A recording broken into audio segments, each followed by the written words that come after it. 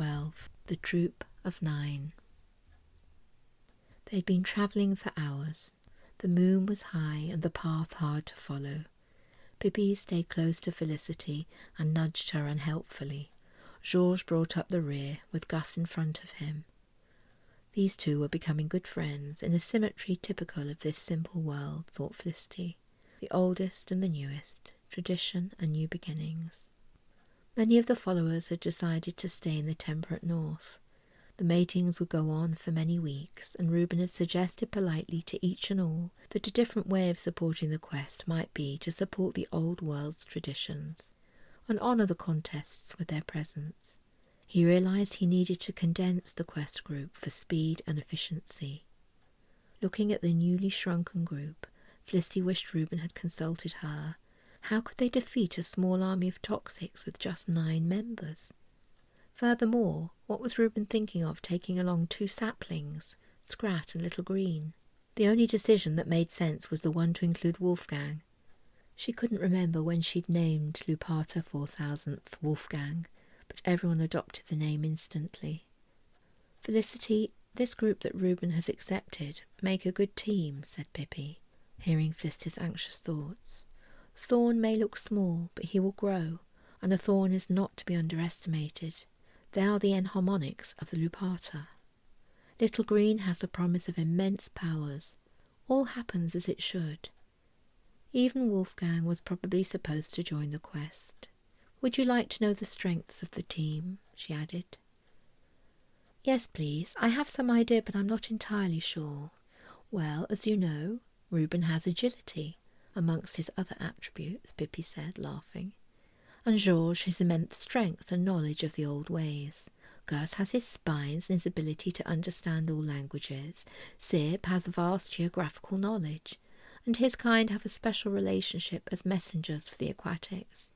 I presume you and Wolfgang will be good fighters if there's a fight, Felicity asked finally. There will be danger, and maybe battles, who knows. Is that glow around Little Green useful? It fades and brightens sometimes. Reuben said something about her having a vast spirit or harmony or something. Is the light connected? She said, her words loud in the night air. Pippi hushed her. Do not speak of her spirit so lightly, Felicity, she said in a whisper. The aura of the Greens is the very heart and life pulse of our world. We are all connected with it, but the Greens have a special connection. The ordained stipple Greens carry the strongest pulse. It's laid along with the knowledge and keeps the cycle of energy and light flowing.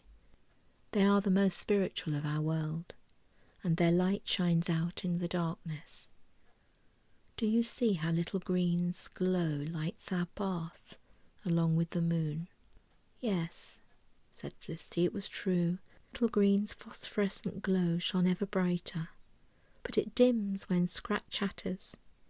Yes, said Pippi, it does. Body and mind and soul are one.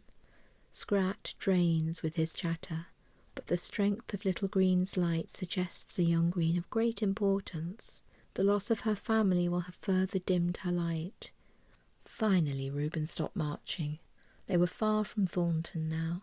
They'd passed through smaller hedge towns and were in a broadly open expanse of winding rivulets. They'd hopped and jumped over the tiny waterways for the last hour. Felicity was exhausted. Ravenous also, of course. The troop gathered together. Georges was slurping the stream noisily, and Wolfgang growled at him to be quiet. As Georges raised his dripping chin, Reuben said, Where's Sib? Everyone looked around. Little Green took a deep breath and concentrated. Exhaling slowly and smiling hard, her light gradually increased until it illuminated the patch of ground and its immediate surroundings.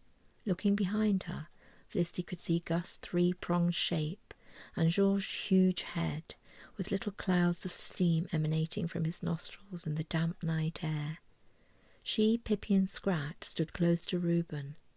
Wolfgang was retracing their steps, trying to pick up Sib's scent. Pippi joined him. Reuben looked at Felicity. Okay, he said finally. Felicity went over to him. She tentatively laid a hand on his arm. He took hold of her hand with both of his and then surprised her by pulling her close. He held her tightly for a brief moment. Then he raised his voice and said, "Wolfgang and Pippi, you know what to do. Scrat, please source food. George and Felicity, you help him, and all three of you stay near this spot. Little Green, you're with me. I need your marvellous light." "Don't worry, we won't be long," Reuben said, and then he left. "They won't be far, I'm sure," Gus said as he and George trotted up to Felicity. "Wolfgang is an experienced tracker, and Pippi is a fine young lupata. If they can't scent him, no one can." "But it's so dark. Where would he go?" asked Felicity. She felt vulnerable here in the open night without Reuben or Pippi. George was wonderfully brave, but possibly not the most intelligent, and Gus was a toxic after all. Her fear carried to Scrat, and he began to whimper. Felicity tried to put her arms around him. He was about the same height as her, but only because of his fluffy top growth. His face was somewhere on a level with her shoulder, and he was prickly. "Why did I beg to come?" he sobbed. "I'm too young. I should be at home with my family. I want to go back. I want to go back." He was really crying now, and Felicity was getting wet. Georges rumbled, "Thorn 6060, where is your pride?" "Shh, I hear something," he said suddenly. They all listened hard. They could hear splashing and shouting. Felicity thought she heard a growl. "Over here, quick," urged Georges, calling them to his side. He stood and faced the noise with his head lowered. By common accord they were deathly silent. A faint glow appeared in the distance and grew incredibly strong. It seemed to dart to the left and right.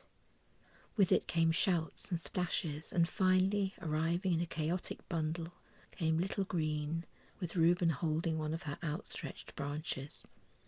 He tried to speak but couldn't. "TOXICS!" he finally gasped, hands on his knees as he tried to fill his chest with air. Felicity felt fingers of panic tingle up her spine. "Follow my light," said Little Green. Her tone was calm and steady in spite of running. "Come on, everyone, quickly. Reuben and I have seen a safe hide. Pippi and Wolfgang are leading them away, but they might double back. Please," she begged. Her hypnotic voice drew them forwards. Felicity grabbed her shawl, now full of stodballs, and they followed. Little Green held on to George's matted mane on one side, and Scrat held the other. Gus took big strides on his prickly long limbs, and Felicity found herself scooped up by Reuben in one swift motion. He was damp with sweat, but warm, and it was lovely to simply be carried for a moment. He must be utterly spent, but still he strode. They reached the place very soon.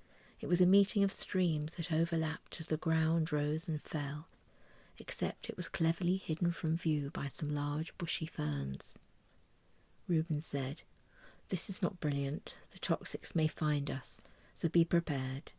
Felicity and Scrat, stay well back if it comes to anything." They waited for hours and hours, or so it seemed. Finally they heard the thudding of lupata paws on the ground. The rhythm sounded steady as it approached. Without warning, a huge head appeared round the corner of their ferny hollow. Reuben stepped forward. "Welcome and welcome," he said to Wolfgang and Pippi with relief. "We lost them about 500s away," Pippi said. "We should be safe for the night." "Was it the same ones who were in Thornton?" asked Scrat, his voice trembling a little as he spoke. "No," Reuben replied to him. "They are obviously more travelling the temperate north than we suspected." "This is not a good sign," said Gus. His voice was sombre. "No," agreed Wolfgang. He was limping. "What was the howling?" asked Felicity. "I had to call Wolfgang to my aid," said Pippi. She sounded irritated. "You did very well, my little cub," he said to her. Scrat snorted and everyone went quiet, pretending they hadn't heard him. Pippi nipped him sharply on the muzzle and then started licking his front paw with care. "They seem to have made friends," thought Felicity. She was smiling and thought Reuben was too, as he said with a slightly odd voice, "Let's eat." To everyone's delight, he'd kept some sticky buds in his jacket, and he produced them with relish. Georges ate all the stodballs, and no one minded. He asked for a sticky bud, but Scrat threw a stick at him instead. He stomped off to sleep outside as guardian whilst they slept. He claimed he could go 3 days without sleep. "When I was in my prime," he began, and they all told him to shut up. Politely, of course. Felicity settled down in her favourite position, with Reuben on one side and Pippi on the other.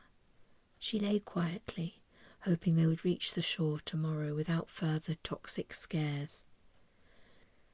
She looked at the outline of Georges standing firmly in the moonlight. Little Green had long extinguished her glow and was fast asleep beside Scrat. She raised her head above Reuben's shoulder and could see the long dark slope of Wolfgang's back as he slept, alone and fully stretched out, between Georges and them.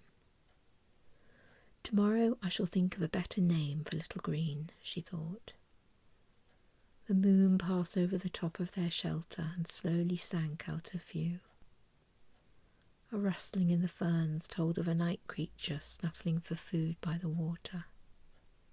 The first bird tentatively trilled its early morning call.